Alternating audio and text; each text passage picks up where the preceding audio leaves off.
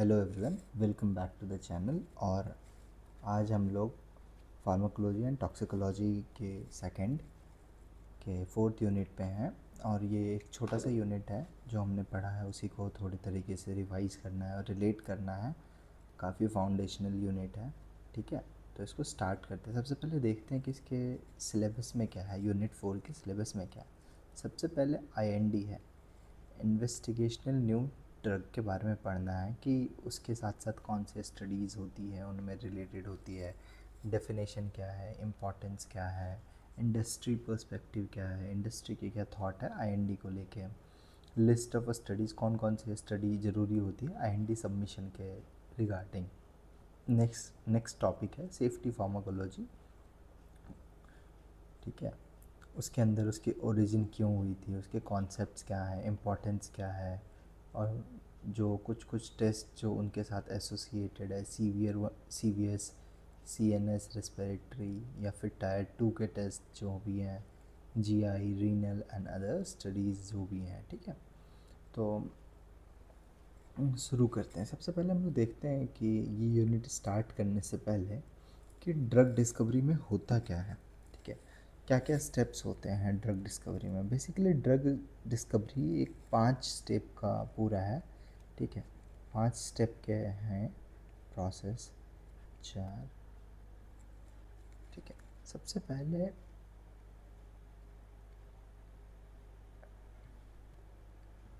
Drug development.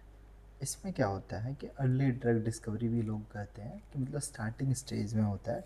तो इसमें सबसे पहले हम लोग टारगेट आइडेंटिफाई करते हैं कि ठीक है, कि मतलब कौन से टारगेट पे काम करना है, कौन से मॉलिक्यूल पे काम करना है, कौन से डिजीज़ पे काम करना है। इस तरीके से हम लोग टारगेट को आइडेंटिफाई करते हैं। उसके बाद नेक्स्ट स्टेप होता है प्री क्लिनिकल स्टडीज़, जिसमें ह्यूमंस इन्वॉल्व नहीं होते, ठीक है। इसमें बहुत तरह का टेस्ट होता है, जैसे इन वीवो, ADME, ठीक है, drug delivery, formulation, optimization, dose range, ठीक है, वगैरह वगैरह टेस्ट होते हैं। उसके बाद क्लिनिकल होता है। उसके बाद FDA रिव्यू या डाटा रिव्यू, अलग अलग नेम है, मतलब रिव्यू फेज कह सकते हो आप इसको, ठीक है। उसके बाद पोस्ट मार्केटिंग, कि ड्रग मार्केट में जा चुका है, इसको फेज़ 4 भी कहते हैं।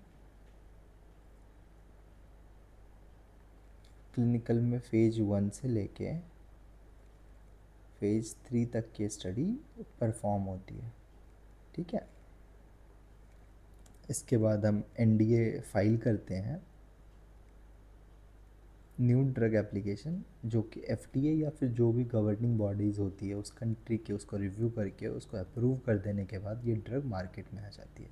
सबसे पहले हमने ड्रग के बारे में सोचा और बेसिक उसके बारे में पता किया कि भाई हमको इस ड्रग में क्या करना है, कैसे करना है, और क्या क्या करना है, कौन सी डिजीज़ पे काम करेगी, कौन से किस टाइप से ड्रग का फॉर्मुलेशन होगा, ठीक है। बेसिक स्टडीज़ हमने स्टेप 1 में किया। सेकेंड स्टेप में प्री क्लिनिकल की डोज़ क्या होगा, कितने डोज में कंफर्टेबल है, कितने डोज में टॉक्सिसिटी तो नहीं कॉज कर रहा है, एब्जॉर्प्शन कौन सा है, मीडियम में अच्छा है, डिस्ट्रीब्यूशन कैसा है, मतलब बेसिक्स जो विदाउट क्लिनिकल स्टडीज़ जिसमें करते हैं। इसमें एनिमल्स भी इन्वॉल्व होते हैं, ठीक है। अब क्लिनिकल स्टडीज़ में ह्यूमन की बात आती है, ठीक है। ह्यूमन में हम लोग फेज़ 1 से फेज़ 3 तक के पैरामीटर्स को, डिफरेंट पैरामीटर्स को उसमें स्टडी करते हैं। 20 पेशेंट से लेके 20 हेल्दी वॉल्टियर से लेके 1000 पेशेंट तक। उसके बाद फिर NDA के न्यू ड्रग एप्लीकेशन को सबमिट करते हैं, और फिर यहाँ पर जो भी रेगुलेटरी एजेंसी होती है उसको अप्रूव करती है। उसके फिर पोस्ट मार्केटिंग सर्विलेंस में ड्रग मार्केट में लॉन्च हो जाती है। उसके बाद हम उस स्टडी को कंफर्म करते रहते हैं कि भाई बाद में तो कोई दिक्कत नहीं आएगी, ठीक है। तो प्री क्लिनिकल स्टडीज़ में ही हम IND फाइल करते हैं, इन्वेस्टिगेशनल न्यू ड्रग, कि अभी तक ये ड्रग नहीं है लेकिन हमने इसको इन्वेस्टिगेट किया है कि हाँ भाई ये पोटेंशियल है ड्रग बनने के लिए, ठीक है। तो ये नॉन क्लिनिकल पार्ट का एक हिस्सा है IND जिसमें ये ड्रग नहीं है, अभी तक ये सैंपल ही है, ठीक है। ड्रग कहाँ बनेगा? जब ये क्लिनिकल फेज़ को पार कर जाएगा और FDA या फिर जो भी रेगुलेटरी एजेंसी है उसकी अप्रूवल मिल जाएगी, तब वो ड्रग बन जाता है, ठीक है। तो अब हमने समझ गए कि IND क्या है, NDA क्या है, ठीक है, कौन से स्टेप में आता है। अब बैक टू हम अपने सिलेबस पे चलते हैं, ठीक है। सिलेबस में क्या है, एक एक करके अच्छे से धीरे धीरे पढ़ेंगे आराम से, कोई दिक्कत नहीं है, ठीक है। Before a new drug can be tested in human it undergo series of non clinical studies, ठीक है। ये फाउंडेशन बनाना बहुत इंपॉर्टेंट था, इसके बेसिस पे पूरा चैप्टर गवर्न होगा, ठीक है। तो इसमें भी वही बात कह रहा है कि नॉन क्लिनिकल स्टडीज़ का इसलिए महत्व ज़्यादा है क्योंकि वो सेफ्टी इंश्योर करता है कि जो भी ड्रग हम लेने जाएंगे या क्लिनिकल फेज के लिए जाएगा जहाँ पे ह्यूमंस इन्वॉल्व होंगे, वहाँ पे सेफ्टी बहुत इंपॉर्टेंट होता है, ठीक है। तो सेफ्टी इंश्योर करने के लिए हम ये सारे प्री क्लिनिकल स्टडीज़ करते हैं। These studies generate the data required to seek permission from the regulatory authorities to begin the clinical trials. अगर प्री क्लिनिकल स्टडीज़ उस ड्रग की अप्रूव्ड होती हैं तभी उसको परमिशन मिलता है कि हाँ भाई अब ह्यूमन के साथ इसके एक्सपेरिमेंट को कंटिन्यू कर सकते हो और टेस्टिंग को कंटिन्यू करके आगे बढ़ सकते हैं, ठीक है। तो IND क्या है? IND इनेबल्स द ब्रिज, ठीक है। IND एक ब्रिज जैसा है between pre clinical research and clinical trials के बीच में। तो हमने सबसे पहले एनिमल्स पे कर लिया, उसके बाद ह्यूमन, फिर IND फाइल किया, उसके बाद फिर ह्यूमंस पे टेस्ट करते हैं। तो IND is just like a bridge, ठीक है। अब देखते हैं डेफिनेशन क्या है IND की। An investigational new drug is a regulatory application submitted to the health authorities, जो भी उस कंट्री को हो, US के US FDA, इंडिया के CDSC हो, यूरोप के EMA, requesting the authorization to begin the clinical trials in human with the new drug. In simple terms में देखते हैं, IND is a formal request to test a new drug in human after completing the preclinical safety studies, ठीक है। अब इसमें कौन कौन से डाटा होते हैं?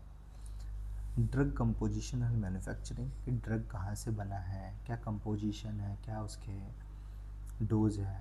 Pre clinical pharmacology and toxicology studies, toxicology study इसलिए करते हैं ताकि हम बाद में फिर ह्यूमंस को देने के बाद कोई चांस नहीं है अगर वो ड्रग अनसेफ निकली, ठीक है, सपोज दैट कोई ड्रग अनसेफ है तो ह्यूमन में जाने के बाद कोई चांस नहीं है कि उस ह्यूमन की लाइफ बचेगी, ठीक है। तो बहुत इम्पॉर्टेंट होता है कि टॉक्सिकोलॉजी स्टडी भी हम परफॉर्म कर पाएँ और पहले से पता रहे कि किसको नहीं देना है, ठीक है। प्रपोज क्लिनिकल ट्रायल प्रोटोकॉल, जिस हिसाब से हम एनिमल्स में स्टडी करते हैं उस हिसाब से हम एक एक मोटा मोटी आइडिया लगा लेते हैं कि ह्यूमंस पे किस बिहेव के कौन कौन से पेशेंट के साथ करना है, कौन कौन से पैरामीटर्स का ध्यान रखना है, ठीक है।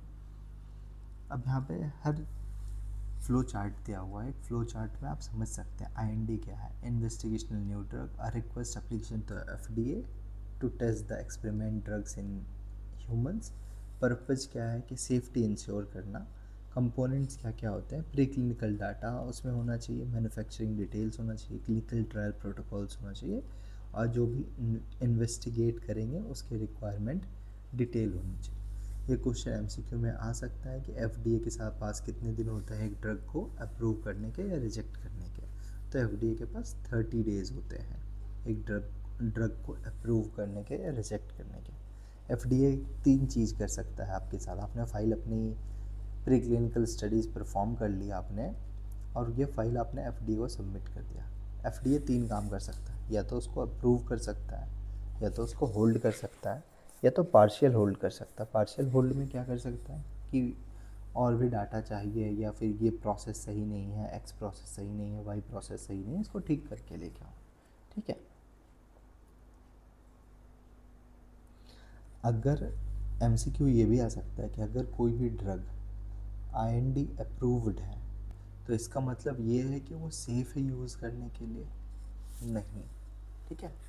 ये सेफ़ बस इतना सेफ़ है कि ह्यूमन में वो टेस्ट कर सकते हो, ये कंजम्पशन के लिए सेफ़ नहीं है, ठीक है।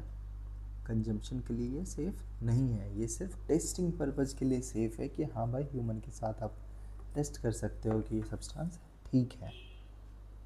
अब कॉन्सेप्ट क्या क्या है, ठीक है, कॉन्सेप्ट क्या है, concept of IND enabling studies, क्यों इसकी ज़रूरत पड़ी, ठीक है।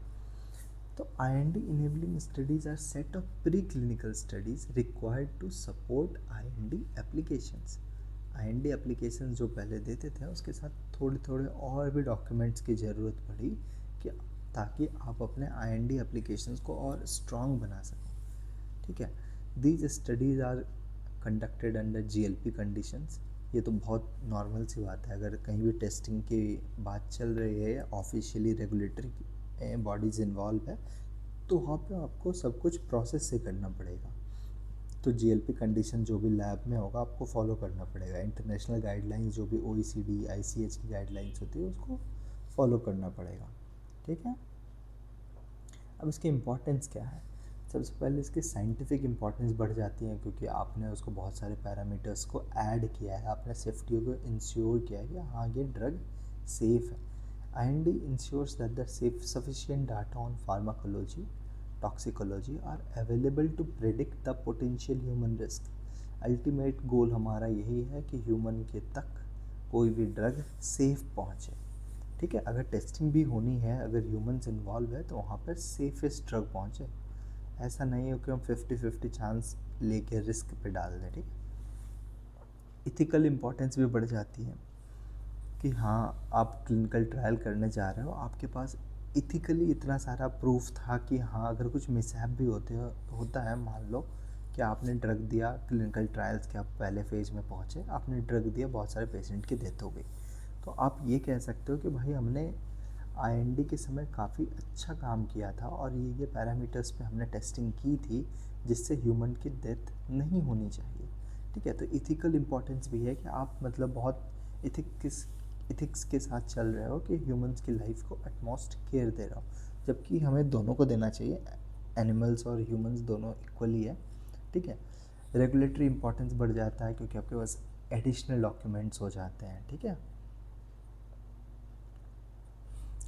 डेवलपमेंटेशन इम्पॉर्टेंस हो जाता है क्योंकि आपने बहुत सारी चीज़ें एक्स्ट्रा करके रखा है, मतलब एडिशनल करके रखा है ताकि आपको वो हेल्प मिल पाए, आप और समझ सको कि आप ये ड्रग्स की बिहेवियर को और ज़्यादा समझ पाओगे, ठीक है। अब इंडस्ट्री के पॉइंट ऑफ व्यू से IND क्या है, from industry stand point IND submission is a strategic and high risk steps. High risk क्यों है क्योंकि आपने काफ़ी ज़्यादा अर्ली डेवलपमेंट में ड्रग के काफ़ी खर्च किया, आपने रिसर्च एंड डेवलपमेंट में काफ़ी ज़्यादा खर्च किया ड्रग के, तभी आप एक क्लिनिकल ट्रायल स्टेज पे हो।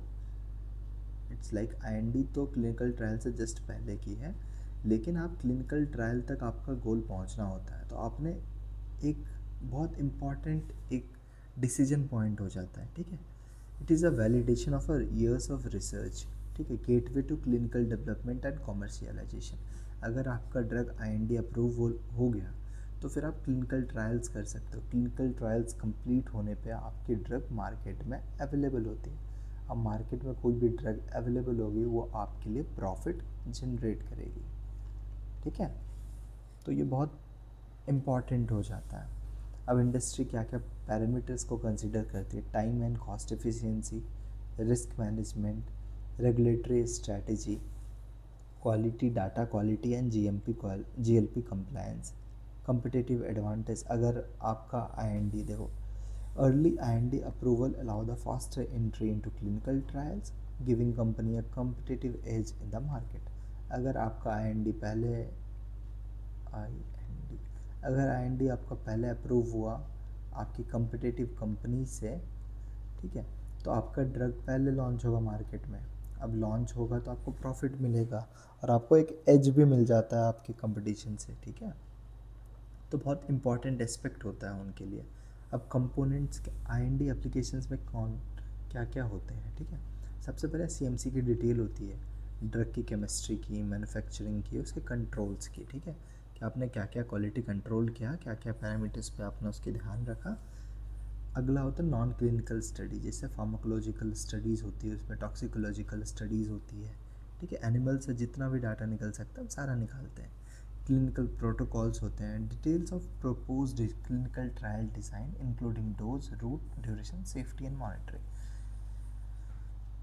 कि अगर आपने नॉन क्लिनिकल स्टडी अच्छे से किया तो आपको पता रहेगा कितना डोज हैंडल कर सकता है ह्यूमन, क्योंकि आप एनिमल मॉडल्स पे काफ़ी अच्छे तरीके से उसको टेस्ट कर चुके होते हो, तो आपको पता होता है कौन सा रूट बढ़िया होगा, कितना डोज सही होता है, कितना ड्यूरेशन तक वो डोज को देखते हैं, सेफ्टी कौन कौन से पैरामीटर्स को हमें अच्छे से सेफ्टी के अंदर ध्यान रखना है।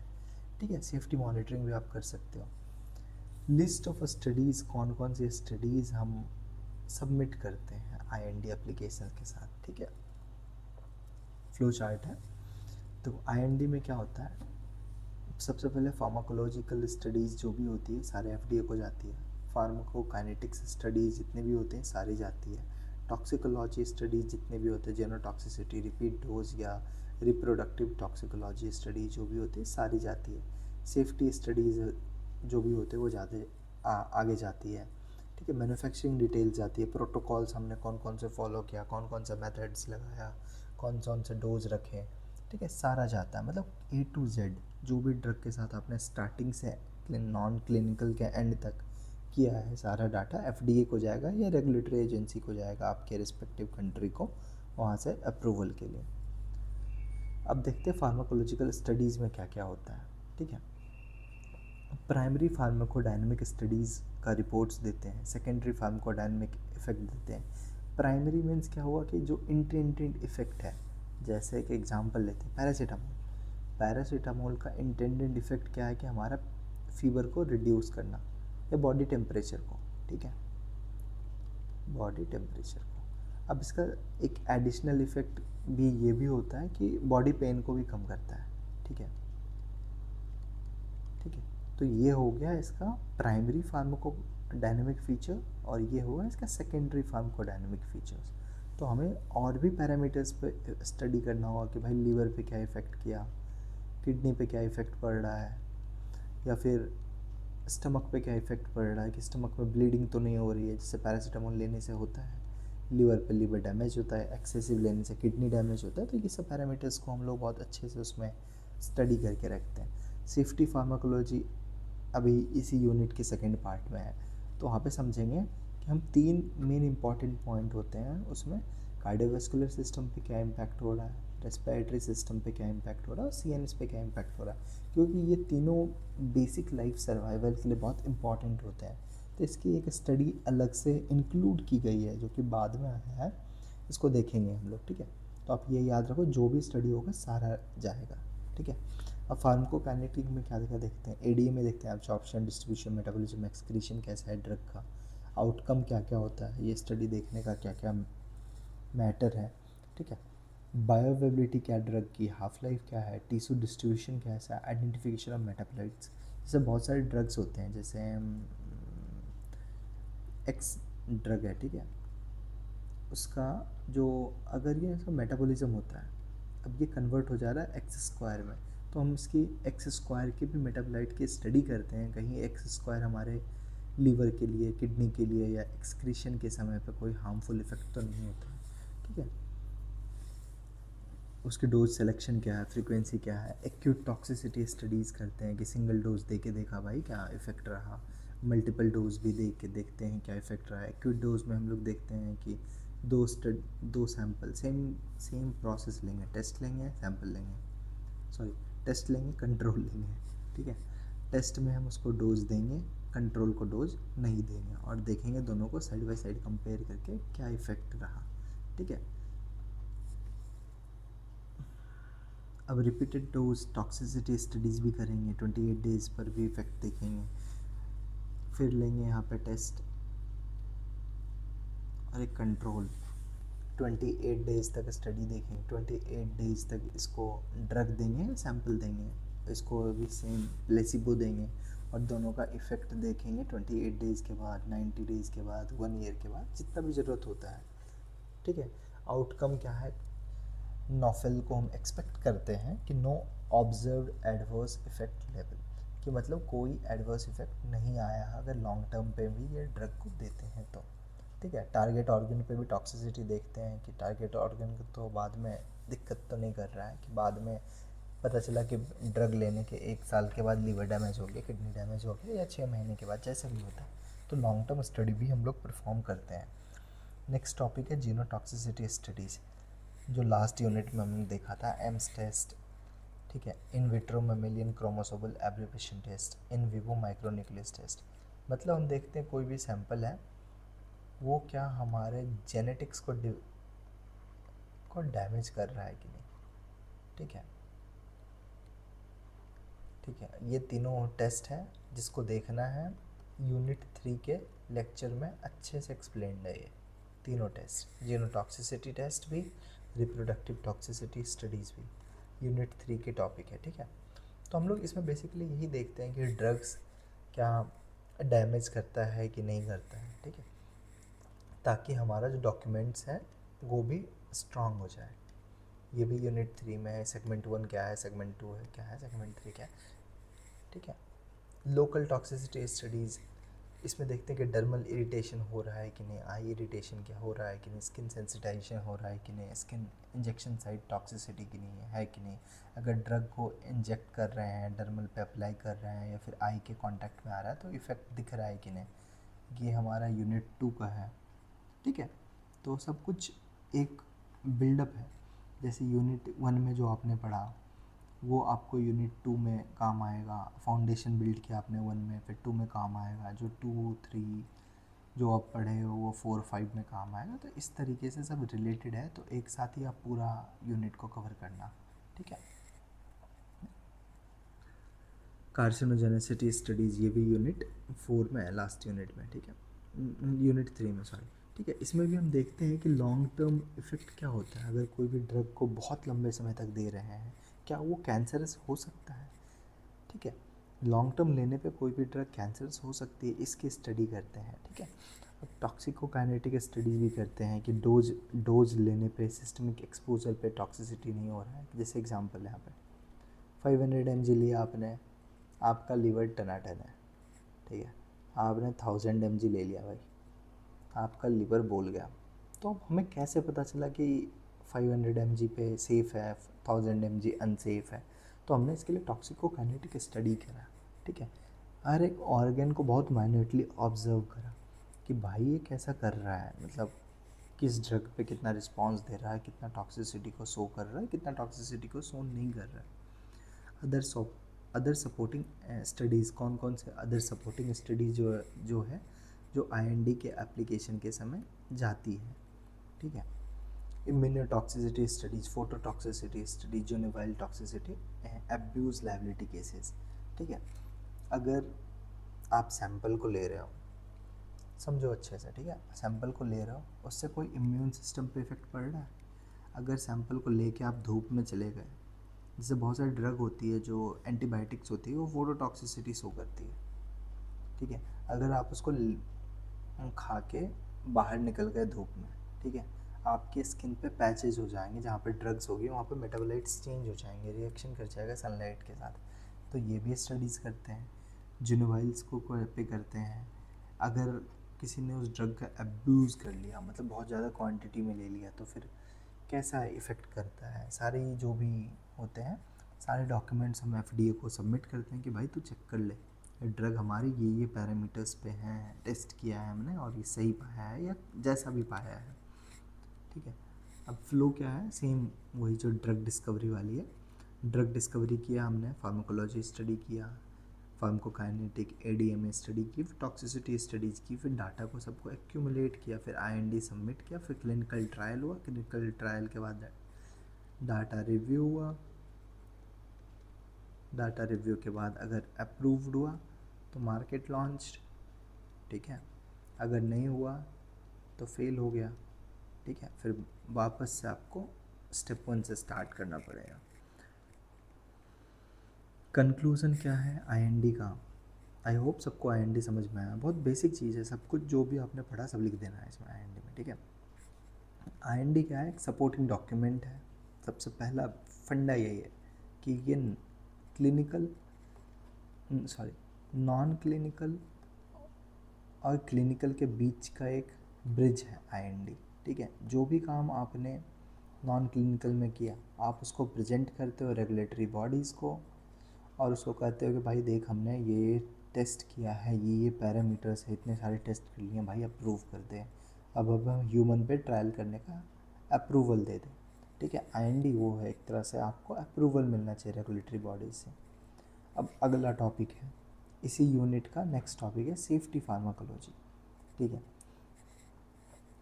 इसमें क्या क्या देखेंगे, उसके ओरिजिन देखेंगे, कॉन्सेप्ट देखेंगे, इंपॉर्टेंस देखेंगे, फिर जो जो इसके टेस्ट हैं टायर वन में 3 टेस्ट है, CVS, CNS और रेस्पिरेटरी।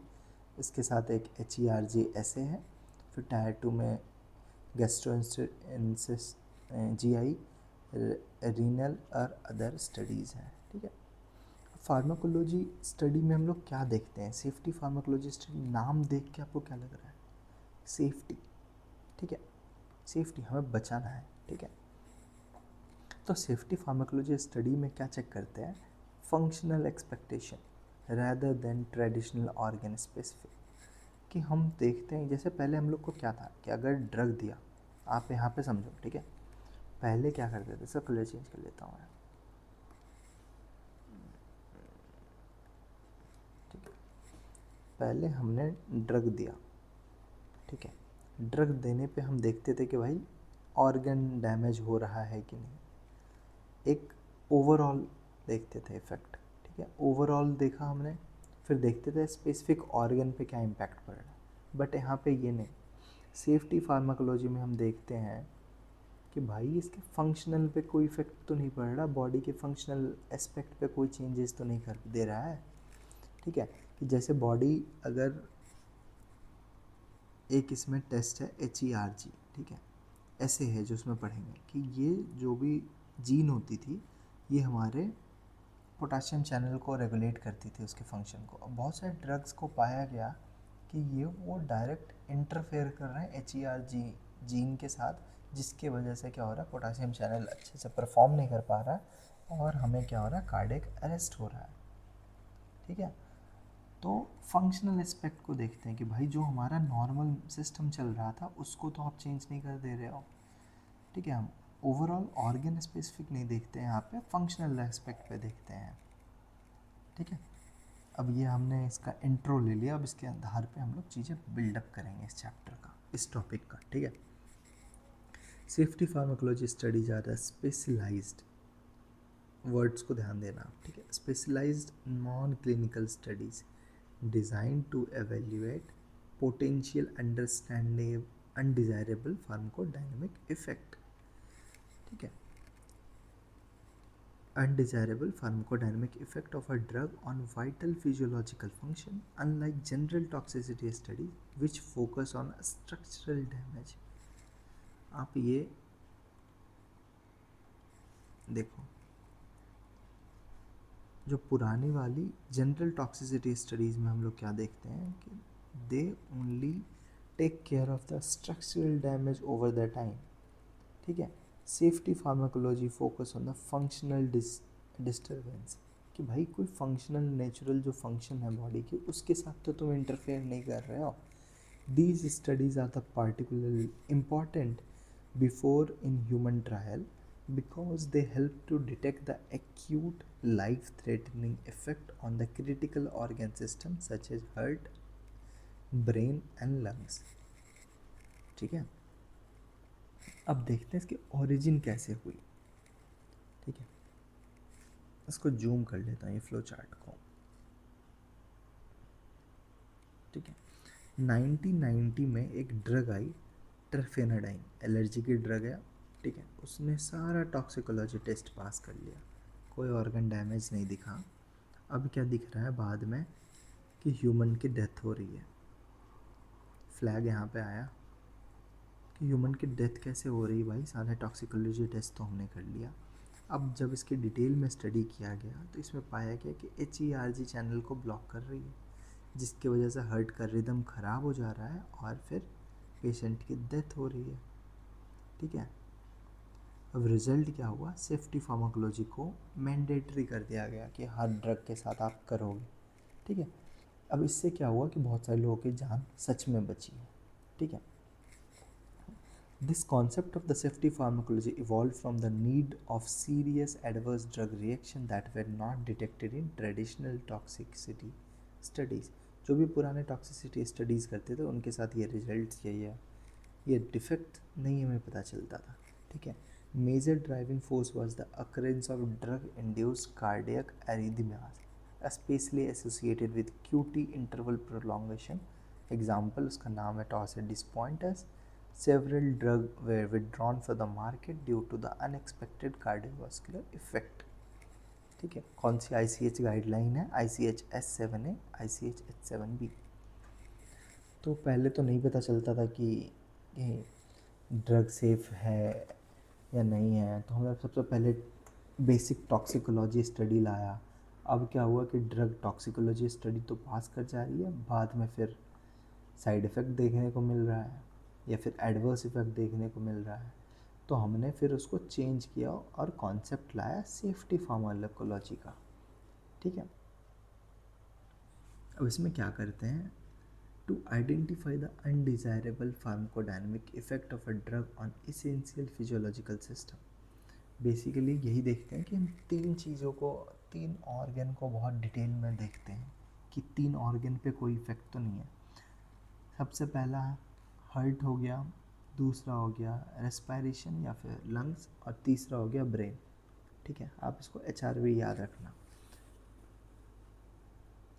अब इसमें क्या क्या देखते हैं, हार्ट में देखते हैं कि हार्ट रेट तो चेंज नहीं हो रही है, हार्ट का रिदम तो चेंज नहीं हो रहा है, ब्लड प्रेशर तो चेंज नहीं हो रहा है। रेस्पिरेशन में रेस्पिरेशन को देखते हैं कि रेस्पिरेशन स्लो तो नहीं हो रहा, फास्ट तो नहीं हो रहा है, ठीक है। अब सेंट्रल नर्वस सिस्टम पे भी देखते हैं इफ़ेक्ट कि पर्सन में कोई स्लीपिंग डिसऑर्डर तो नहीं जनरेट हो गया या फिर बिहेवियर चेंजेस तो नहीं आए हैं, ठीक है। अब उसी का समरी है, ठीक है। टॉक्सिकोलॉजी में ऑर्गन डैमेज को देखते हैं, फार्माकोकाइनेटिक में देखते हैं व्हाट डज ड्रग क्या करता है बॉडी पे, वो इफेक्ट को स्टडी करते हैं। फार्माकोलॉजी में ड्रग कैसे इफेक्ट करता है, ड्रग वर्क करता है, ठीक है। बॉडी क्या करता है इसमें ड्रग के साथ वो देखते हैं, इसमें ड्रग कैसे वर्क करता है वो देखते हैं। सेफ्टी फार्माकोलॉजी फंक्शनल एस्पेक्ट को देखती है, ठीक है। अब इसका एग्जांपल क्या है कि हमने ड्रग की टेस्टिंग ऐसे है कि कैसे डिफरेंट है पुराने वाले से। पुराना टॉक्सिकोलॉजी जो भी स्टडीज़ हम करते हैं उसमें हमें दिख रहा है कि हार्ट पे कोई डैमेज नहीं है माइक्रोस्कोप पे, लेकिन हम उसका देख रहे हैं कि रिदम ख़राब है भाई, समझ रहे हो आप? अब ठीक है कि मतलब बाहर से आपको सब कुछ ठीक ही दिख रहा है कि हार्ट पे कोई डैमेज नहीं है, हमने देख लिया माइक्रोस्कोप से टिश्यू को चेंज करके देख लिया, डाइसेक्ट करके हमने उसको अच्छे से स्टडी कर लिया, भाई हाँ टिश्यू भी सही है, कोई दिक्कत नहीं है, हार्ट पे कोई इफेक्ट नहीं आया। लेकिन रिदम को जब हमने देखा, ECG किया तो देखा कि रिदम ही ख़राब है, ठीक है। अब इम्पॉर्टेंस क्या होता है, detecting cardiovascular risk such as arrhythmia. अब इसकी इम्पोर्टेंस क्यों बढ़ जाती है, क्योंकि हम पहले डिटेक्ट कर लेते हैं कि ये ड्रग से एरिथमिया हो सकता है, CNS इफेक्ट हो सकता है कि सेडेशन हो रहा है, पेशेंट को कन्वल्जन हो रहा है, बिहेवियर चेंजेस हो रहे हैं, रेस्पिरेटरी डिप्रेशन हो रहा है। अब इसके सेफ डोज क्या है, कितने डोज से ऊपर बढ़ने पे ये सारे इफ़ेक्ट दिख रहे हैं, कितने डोज कम से कम डोज देने पे ये इफ़ेक्ट्स नहीं दिख रहे हैं या फिर ड्रग का एफिकेसी घट जा रहा है, ठीक है। Preventing late stage drug failure and market withdrawal. और ये स्टडीज़ करने से ये इम्पोर्टेंस ये भी हो जाता है कि अगर आपने क्लिनिकल IND के समय ये स्टडी कर लिया, तो अगर आप फिर क्लिनिकल ट्रायल के बाद अगर ये चीज़ें पता चलती ह्यूमन में कि भाई ह्यूमन का हार्ट रेट गिर जा रहा है ये ड्रग लेने के साथ, या फिर हार्ट का रिदम ख़राब हो जा रहा है, तो आपकी ड्रग यहाँ पे फेल हो जाती। तो आपने जो भी क्लिनिकल ट्रायल में मेहनत किया है, आपका वो पैसा भी वेस्ट किया, वो ड्रग अप्रूव भी नहीं होगी। तो ये ड्रग को हम नॉन क्लिनिकल स्टेज में ही टेस्ट कर लेते हैं सेफ्टी फार्माकोलॉजी के ज़रिए, और जिससे हमें ये चीज़ें पता चल जाती है तो हम ये ड्रग को फिर क्लिनिकल ट्रायल में लेके नहीं जाते हैं। अब इसकी क्लासिफिकेशन क्या है, सबसे पहले वही बताया था हमने, 3 CVS, CNS और रेस्पिरेटरी, ठीक है। अब सेकेंड टीयर में क्या क्या है, सेकेंड टीयर में जो मतलब अगर पहला स्टेज क्रॉस कर जाता है किसी की सेफ्टी फार्माकोलॉजी का, तो हम सेकेंड स्टेज को भी चेक करते हैं, जिसमें हमारा GI सिस्टम होता है, रीनल सिस्टम होता है और अदर ऑर्गन होते हैं। मेन तो हमारा ये ज़िंदा रहना ज़रूरी है, ज़िंदा रहने के लिए हमारा हार्ट का सही काम करना है। सेंट्रल नर्वस सिस्टम का अच्छे से काम करना, रेस्पिरेटरी सिस्टम का अच्छे से काम करना, ठीक है। ये तीनों चीज़ों पे कोई इफ़ेक्ट नहीं आनी चाहिए। अगर आया तो पर्सन की फिर डेथ हो सकती है, सिचुएशन काफ़ी क्रिटिकल हो सकता है। लेकिन अगर कोई पेशेंट का जीआई सिस्टम में कोई इफेक्ट आ रहा है तो हम इसको मैनेज कर सकते हैं। रेनल सिस्टम में इफेक्ट आ रहा है तो इसको मैनेज किया जा सकता है, ठीक है। तो ये सेकेंडरी स्टेज में आती है कि भाई पहले उसका स्टडी करो, वो अप्रूव होगा तो फिर आप सेकेंड स्टडीज़ में इन्वॉल्व हो गए, ठीक है। अब टीयर 1 में कौन कौन से स्टडीज़ है, कार्डियोवैस्कुलर सिस्टम में क्या क्या देखते हैं, आप इसको लिख के अपना पेज बढ़ा सकते हो, ठीक है। हार्ट रेट मॉनिटर करते हैं, ब्लड प्रेशर मॉनिटर करते हैं, ईसीजी चेंजेस मतलब कंडक्ट से मॉनिटर करते हैं ईसीजी के थ्रू, अरिदमिया चेक करते हैं। अब कौन कौन सा पैरामीटर्स को एसेस करते हैं, heart rate and rhythm, blood pressure, ECG, QT interval, cardiac output. Methods क्या है, in vivo of conscious animals, ठीक है। टेलीमेट्री सिस्टम को कॉन्टिन्यूस मॉनिटरिंग, जैसे इन विवो कोई भी एनिमल्स को लाइव, अगर हमारा टेस्ट एनिमल है तो उसको हम बार बार मॉनिटर करते रहते हैं, उस पर देखते हैं क्या इफ़ेक्ट रहा, या फिर टेलीमेट्री सिस्टम के थ्रू मॉनिटर करते रहते हैं, मतलब हमने डिवाइस लगा दिया, बाहर से रिपोर्ट्स में देख रहे हैं। इम्पॉर्टेंस क्या है कि बाद में सिचुएशन ख़राब हो उससे पहले चीज़ें कंट्रोल कर लें, ठीक है। सीएनएस में भी सेम चीज़ें होंगी, brain function, behaviour, neuro muscular coordination, कौन कौन से पैरामीटर्स को एसेस करते हैं, locomotor activity, behaviour changes, reflexes response, sedation और स्टिमुलेशन, ये कन्वर्जन। मेथड्स कौन सा, फंक्शनल ऑब्जर्वेटरी बैटरी, मतलब ब्रेन पे इम्पल्सेस का वो लगा देना, छोटे छोटे, जो देखता होगा हम लोगों ने कि ऐसे ऐसे ऐसे ऐसे कुछ चिपका देते हैं ईसीजी के नोट्स नोड्यूल्स जैसे ब्रेन पे ईईजी के थ्रू, और हम इसको मॉनिटर करते हैं, ठीक है। बिहेवियर टेस्ट भी करते हैं कि वो लाइट में कितना देर बिता रहा है, कहीं वो, ठीक है। रॉडेंट्स के साथ हमने देखा था ना कि वो गेज में प्लस गेज जो इंस्ट्रूमेंट होता है उसमें जो हाफ रीजन जो होता है, जो क्लोज्ड रीजन होता है उसके अंदर अगर रैट्स बहुत एंजाइटी में होता है तो वो क्लोज्ड रीजन की तरफ भागता है, अगर वो स्टिमुलेंट होता है तो पूरा वो दौड़ते रहता है। इस तरह से बहुत सारे जो भी फार्माकोलॉजिकल टेस्ट्स होते हैं वो हम करते हैं, उससे पता करते हैं कि रैट की क्या हालत है या फिर जो भी टेस्ट एनिमल होता है उसकी क्या हालत है। रेस्पिरेटरी सिस्टम में respiratory volume, tidal volume, oxygen saturation देखते हैं, ब्रीथिंग पैटर्न देखते हैं। अब ये कैसे देखते हैं, होल बॉडी पैलिथोमोमॉर्फोग्राफी इन रॉडेंट्स, ठीक है। उसके बॉडी पे पूरा वो लगा देते हैं ईसीजी जैसा और फिर मॉनिटर करते हैं। इसकी इम्पोर्टेंस क्या है कि सेम सबकी इम्पोर्टेंस वही होगी कि अगर सिचुएशन ख़राब होने से पहले कंट्रोल करना डैमेज को, कि मतलब लाइफ थ्रेटनिंग सिचुएशन आ जाए उससे पहले हम ये कंट्रोल कर लें। अब ये HERG क्या होता है, ठीक है। इसका फुल फॉर्म होता है ह्यूमन ईथर अगो रिलेटेड जीन। अब ये जीन का क्या काम होता है, तो ये हमारे जीन जो है हमारे बॉडी में पोटासियम चैनल को बनाती है। जैसे देखो HERG is a specialized in vitro test use to evaluate, कौन सा टेस्ट है, इन विट्रो, पॉइंट्स को आपको याद रखना है, ठीक है। Use to evaluate the effect of a drug on a cardiac potassium channels, ठीक है। अब ये चैनल्स का क्या काम होता है, कार्डियक रीपोलराइजेशन में बहुत इंपॉर्टेंट रोल प्ले करती है पोटासियम चैनल, और ये चैनल का ही अगर डैमेज हो जाए तो फिर हमारा हार्ट का जो कंडक्शन है वो बहुत इलोंगेट हो जाएगा, जिसकी वजह से काफ़ी सिचुएशन ख़राब हो सकती है। तो HERG में क्या होता है, does drug block the heart potassium channels, yes. तो कार्डियक रिस्क है, रिस्क क्या क्या है, सडन डेथ हो सकता है या टॉसिडी पॉइंटस हो सकता है, जो भी ईसीजी का ग्राफ आएगा काफ़ी ऐसे ऐसे ऐसे आएगा, ठीक है। मतलब बहुत ज़्यादा मूवमेंट देखने को मिलेगी। अगर अगर ब्लॉक नहीं करता है तो हार्ट के रिदम के लिए सेफ है तो ड्रग, ठीक है। अब ये कहाँ पे नोट करते हैं, ICH S7B के गाइडलाइंस के अंदर, फॉर्म के अंदर, ठीक है। कॉन्सेप्ट क्या है, यहाँ पे देखो HERG रिलेटेड जीन्स क्या कोड करते हैं, पोटासियम चैनल के लिए कोड करते हैं, कह रहे हैं delayed rectifier current, blockage of HERG channels result in QT syndrome. QT syndrome का नाम क्या है, टॉर्सिड सिंड्रोम या टॉर्सिड डिपॉइंटिस या साइनोकोप सडन डेथ भी हो सकता है। देखो ये नॉर्मल ईसीजी का ग्राफ है, ठीक है, नॉर्मल एक्शन पोटेंशियल का जो कार्डियक सेल करती हैं उनका ग्राफ है ये। और अगर किसी का HERG जीन डैमेज हो चुका है, पोटासियम चैनल ब्लॉक हो चुका है, तो क्या होगा आप देखो, Q कितना ज़्यादा हो गया, QT इलोंगेट कितना हो गया, ठीक है। देखो QT जो रीजन है, QRS जो कॉम्प्लेक्स के बाद जो T रीजन तक है वो कितना ज़्यादा इलोंगेट हो चुका है। टॉर्सिड पॉइंटर्स के बाद जो हमारा ग्राफ है वो ऐसा दिखता है, वेंट्रिकल फिब्रिलेशन में ऐसा दिखता है, ठीक है।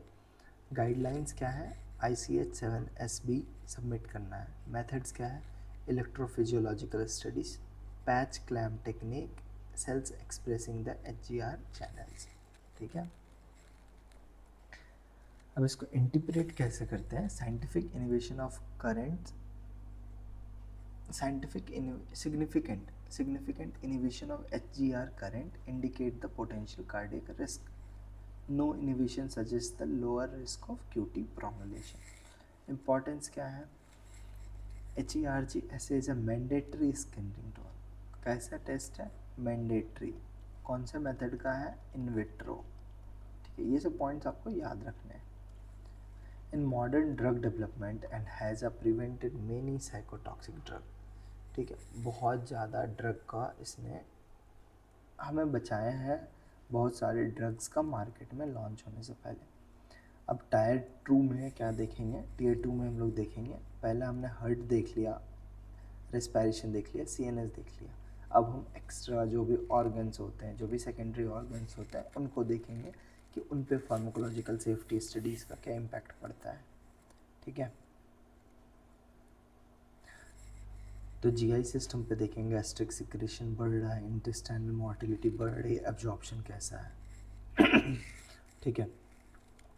इम्पोर्टेंस क्या है, डायरिया कॉन्स्टिपेशन तो नहीं हो रहा, अल्सरेशन तो नहीं, अल्सर तो नहीं हो रहा है, डाइजेशन तो चेंज नहीं हो गया। रीनल सिस्टम में क्या देखेंगे, यूरिन आउटपुट कैसा है, इलेक्ट्रोलाइट बैलेंस कैसा है, रीनल ब्लड फ्लो कैसा है। अब इसको चेक करने से क्या हम क्या डिटेक्ट करते हैं, these help in detecting the nephrotoxicity and fluid imbalance, ठीक है। बहुत सारे ड्रग्स होते हैं कि लेने के बाद आपका फ्लूइड बैलेंस हिल जाता है, क्योंकि इलेक्ट्रोलाइट बैलेंस आपका हिल जाता है तो फ्लूइड बैलेंस भी हिलेगा। और भी सिस्टम्स होते हैं जिनमें हम इनको चेक करते हैं, जिनको हम बहुत डिटेल में स्टडी करते हैं, डिपेंड्स अपॉन अ ड्रग। कि अगर जैसे एग्जांपल लेते हैं, अगर डायबिटीज़ ड्रग है, ठीक है, तो हमने उसको पहले हार्ट पे चेक कर लिया, रेस्पिरेटरी पे चेक कर लिया और एक CNS पे चेक कर लिया, ठीक है। अब वो ज़रूरी नहीं है कि हम उसकी GI चेक करें, ठीक है। उसके लिए इम्पॉर्टेंस ये हो जाता है कि सेकेंडरी में हम उसको एंडोक्राइन टेस्ट कर लें कि एंडोक्राइन पे सिस्टम पे क्या इफ़ेक्ट पड़ रहा है, इम्यून सिस्टम पे क्या इफ़ेक्ट पड़ रहा है, डिपेंडिंग अपॉन द ड्रग। अगर कोई वैक्सीन है तो वैक्सीन की हम उसको इंजेक्ट करेंगे तो उसका इफ़ेक्ट थोड़ी ही हम स्टमक पे देखेंगे, तो हम वहाँ पे जो भी GI सिस्टम होता है उसको एक्सक्लूड कर देते हैं उसके टेस्ट को। हम क्या उस समय टेस्ट में इंक्लूड करेंगे, टीयर 2 के टेस्ट में इम्यून सिस्टम को इंक्लूड करेंगे, इम्यून सिस्टम का टेस्ट करेंगे, ठीक है। और भी सिस्टम है, डिपेंडिंग कैसा ड्रग है उस पर ANS सिस्टम पे देखते हैं, स्केलेटल मसल फंक्शन पे देखते हैं, ठीक है। अब दोनों में रिलेशनशिप क्या है टॉक्सिकोलॉजिक स्टडी में, ठीक है। सेफ्टी फार्माकोलॉजी क्या है, फंक्शनल इफेक्ट देखती है, ये शॉर्ट टर्म इफेक्ट को बताती है कि भाई ये ड्रग लिया आपने, आपका देखो कि आपने 3 दिन ये ड्रग खाया, आपका HERG चैनल ब्लॉक हो गया और इसकी वजह से इम्पैक्ट ये आ सकता है। आपने ये X ड्रग लिया, आपका ये हार्ट रेट को स्लो कर रहा है या फिर आपका रेस्पिरेटरी डिप्रेशन कॉज कर रहा है। जैसे आपने कोडीन लिया, ठीक है, कोडीन लेने से रेस्पिरेटरी डिप्रेशन हो रहा है या फिर कोकेन लेने से रेस्पिरेटरी डिप्रेशन हो रहा है, तो ये सब स्टडीज़ बहुत तुरंत, क्योंकि इसका इफेक्ट तुरंत दिख जाता है तो इनको मॉनिटर करना बहुत ईजी होता है, ठीक है। अब टॉक्सिकोलॉजी में क्या देखते हैं, स्ट्रक्चरल डैमेज देखते हैं, लॉन्ग टर्म में क्या इफेक्ट पड़ता है, ठीक है। अब दोनों एक दूसरे के साथ कॉम्प्लीमेंट करती हैं और हम इस तरीके से पूरा ये स्टडी कंप्लीट करते हैं, ठीक है। अब इसके रिवीजन में क्या देखते हैं कि कौन सी गाइडलाइंस होते हैं, ICH-S7B, ICH-S7A और ICH-S7B ओरिजिन। ठीक है, टीयर 1 में कौन कौन से होते हैं, cardiovascular system, CNS system, respiratory system. HGR ऐसे क्यों यूज़ करते हैं, क्यूटी प्रोग्लनेशन और अरिथमिया को चेक करते हैं।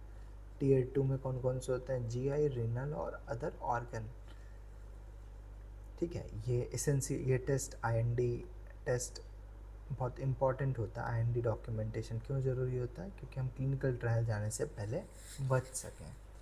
आई होप ये आपको ये यूनिट अच्छे से समझ में आया होगा। तो यूनिट 4 तक हो गया है, अब लास्ट यूनिट बचा है यूनिट 5, जो कल करेंगे हम लोग। ठीक है, अब इसके नोट्स आपको कमेंट में पिन मिलेगा या फिर डिस्क्रिप्शन में होगा, लिंक होगा, वहाँ से आप पूरा जितने भी नोट्स होंगे पूरे चैनल के आप सारे डाउनलोड कर सकते हैं। ठीक है, thank you everyone for watching. कोई भी दिक्कत हो, कोई भी कमेंट हो, कोई भी एक्सप्लेनेशन चाहिए हो, आप कमेंट में मेंशन कर देना। ठीक है, लिंक्स भी लिख दोगे तो आपको लिंक मिल जाएगा नोट्स के लिए। ठीक है, नोट्स कमेंट में लिखने पे आपको लिंक मिल जाएगा डायरेक्टली, आप वहाँ से डाउनलोड कर सकते हैं, सब्जेक्ट स्पेसिफिक या topic specific. Thank you everyone, bye bye, see you in next lecture.